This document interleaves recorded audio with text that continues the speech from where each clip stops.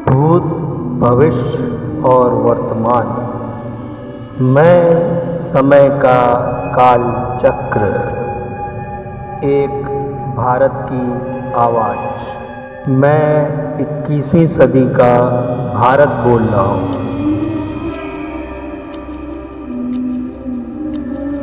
कुछ विचित्र होता है, कुछ असाधारण सा। जो मैं हूँ वो मैं नहीं।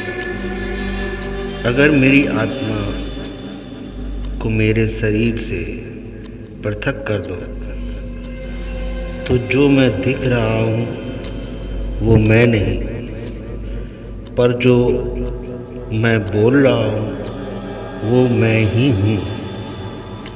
और जो मन की आंखों से देख रहा हूँ वो मैं ही हूँ, पर जो मन से देख रहा हूँ वो विचित्र है, अद्भुत है, विशाल है। समझ में नहीं आता। ये मायावी दुनिया से बिल्कुल बिल्कुल भिन्न है। एक सवेरा है, एक उदय है, नए काल का एक नया युग।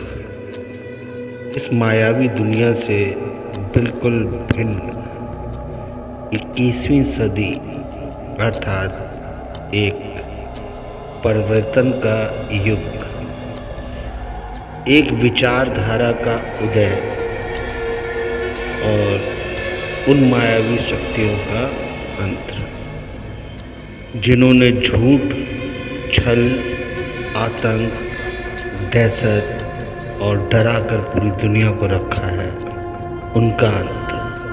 मैं उन महाशक्तियों के आसपास जो काल और समय के निर्माता हैं, जो ब्रह्मांड सहित मुझ में, मेरे शरीर की, मेरी आत्मा में क्रियाशील है, और इन्हीं देवी शक्तियों के माध्यम से वेदों, उपनिषदों के दिव्य प्रकाश के आसपास हूँ। जिन ऋषियों ने इन पवित्र ग्रंथों की रचना की, संपूर्ण पृथ्वी, मानव, जीव जंतुओं, वनस्पतियों के मूल, बीज, प्रजाति, पर्यावरण की पवित्रता को बचाने के लिए लिखे थे, जिसके नियम और गुप्त रहस्य उस पवित्र आत्मा अर्थात ब्राह्मण को देकर वचन लिया था कि ये ग्रंथ, ये पवित्र ग्रंथ किसी भी निशाचर, दैत्य, नीच, अधर्मी के हाथों में नहीं लगने चाहिए। संपूर्ण मानवता सहित पूरी पृथ्वी का विनाश हो जाएगा, और वो इस कलयुग में हो गया। जिन ऋषियों ने इन पवित्र ग्रंथों की रचना सिर्फ इसलिए की थी कि इससे पूरी समुचित धरा अर्थात पृथ्वी, मानव, जीव जंतु, वनस्पतियों के मूल, बीज, प्रजाति, उसका मूल स्वरूप, पर्यावरण, इसकी पवित्रता को बचाने के लिए उसके नियम, उसके गुप्त रहस्य, एक ऐसे व्यक्ति जो पूरी पृथ्वी का सबसे पवित्र इंसान हो, दयावान हो, त्रिकालदर्शी हो, भूत भविष्य को जानता हो, एक मानव, एक ब्राह्मण। और आज हम एक विनाशकारी समय के बहुत नजदीक, एक व्याकुल पृथ्वी, डरा हुआ पर्यावरण और सताया हुआ, तड़पता हुआ मानव एक जंग लड़ रहा है उन निशाचरों से। मेरे सामने एक भेद है, यही भेद कि मैं उन देवों के आसपास रहूं या इन निशाचरी शक्तियों के आसपास जिन्होंने वो मूल स्वरूप नष्ट करके एक मायावी संसार बना दिया है।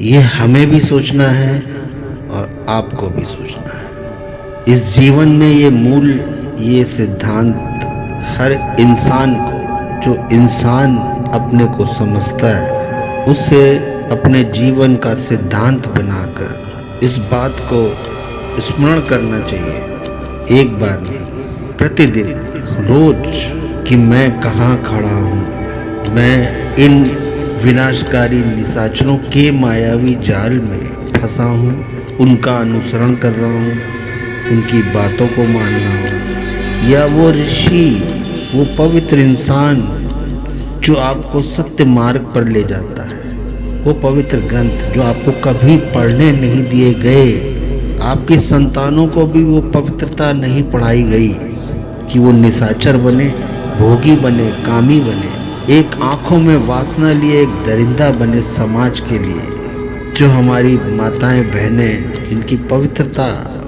उनका मन, तन, जिसकी पवित्रता के लिए एक देवीय रूप, एक पवित्रता की मूर्ति, माँ, बहन, भाई, जो अपनी शील के लिए पहचाना जाता था, अपनी शर्म, लिहाज, आदर, सम्मान, शीलता के साथ एक भारतीय समाज उस पवित्र देवी को स्त्री का दर्जा देता है। वही श्री, श्रीमती या श्रेया पुत्री की पवित्रता कहाँ है? ये निशाचरी शिक्षा क्या सिखाती है? ये सोचने का वक्त है। इन पश्चिमी निशाचरों ने छल बल से तो हासिल कर लिया इस कलयुग में, और ये होना ही था और वही हुआ। प्राकृतिक संपदा की लूट और पवित्र पर्यावरण विषैली गैसों से भर गया। अनेक प्रजातियां समाप्त हो गई, मूल बीज नष्ट हो गए, और प्राकृतिक प्रजातियां और बीज का निर्माण रासायनिक विषैला विषाक्त भोजन धरती में विनाशकारी रसायन डालकर मानव को दिया जाए। पवित्र नदियाँ, झरने, समुद्र एक विषैला पदार्थ बन जाए। जिन पवित्र नदियों में औषधियाँ, जीवन का सार उस पवित्र जल में होता था, एक गुण से भरा हुआ जल क्यों ना हो, जब मानव को ये निशाचरी लोग रक्त, हड्डी, मांस, खून, वीर्य, भ्रूण, गर्भ, शराब और ये विषैला खान पान जब मुख्य भोजन बन जाए, तो पृथ्वी का पर्यावरण का विनाश तो निश्चित है। आइए 21वीं सदी में हम मंथन करें कि हम, हमारा परिवार और संपूर्ण समाज अपने जीवन में पवित्रता, शील, विवेक, एक चरित्र, प्रज्ञा, वो छुपा हुआ तंत्र जो दिमाग में सूक्ष्म रूप से सोया होता है, जिसके जागने के बाद मनुष्य अपनी आत्मा से, इस शरीर से स्वयं निकलकर परमात्मा से जुड़ जाता था। वो प्रज्ञा शक्ति नष्ट हो गई। वो समझ, वो सतर्कता, वो जो समझ थी, जो मानव को, मनुष्य को सावधान करती थी, एक मार्ग देती थी, वो नष्ट हो गई। सिर्फ माया, मायावी दुनिया, ये चमक धमक, जितना भी भोग, एक अंधा, एक भोगी प्राणी बनकर स्वयं के लिए जीना, सिर्फ अपना अपना अपना। उसे ये भी नहीं पता कि इस शरीर को छोड़कर भी जाना है। कहाँ जाना है ये किसी ने नहीं बताया। कहाँ से आए हो ये भी किसी ने नहीं बताया। इसी प्रज्ञा शक्ति, इसी विवेक शक्ति को जगाने के लिए उस पवित्र आत्मा को शरीर में ब्राह्मण का रूप दिया गया था कि वो पूरे समाज को ये ज्ञान दे कि पूरी पृथ्वी, आकाश, जीव जंतु, मानवता एक पवित्रता से जीवन जी पाए। दूसरों के लिए, प्राणियों के लिए, प्रकृति के लिए मनुष्य का मूल रचा गया था। ये समझाने पर आज विचित्र है, क्योंकि कलयुग था पर वो बदल रहा है। वो परिवर्तन, एक द्वंद्व, पूरे समाज, पूरी पृथ्वी में एक द्वंद्व, परिवर्तन का द्वंद्व। वो सत्य कौन बताए? वो इंद्रिय शक्तियाँ जो हमारे मस्तिष्क विचारों में निरंतर क्रियाशील है, वो हमारे मस्तिष्क को और निशाचरों के मस्तिष्क को बदल देंगे, परिवर्तित कर देंगे। निशाचर अपना आपा खो देंगे, सच के मार्ग पे चलने वाले सच के साथ चलेंगे। दोनों विचारों में द्वंद्व होगा और कुछ भयानक परिणाम भी हो सकते हैं जो आने वाले 21वीं सदी में हम देखेंगे। दैत्यों और निशाचरों की विचारधारा और एक तरफ संतों की, पवित्र लोगों की जिन्होंने तप कर रखा है, तपस्या कर रखी है। देवासुर, देवों और असुरों के बीच में एक संघर्ष इस 21वीं सदी में अब दुनिया के सामने आएगा। 21वीं सदी में प्रमाण के रूप में ये सत्य अब दुनिया के सामने आएगा, क्योंकि ये 21वीं सदी परिवर्तन का युग है जो दूध का दूध, पानी का पानी करेगा। ये विचार बहुत जल्द आपके सामने आएगा। वो विज्ञान जो अदृश्य था, जो रहस्यमय था, जो किसी के पास नहीं था, उसका प्रमाण सबको सामने दिखेगा।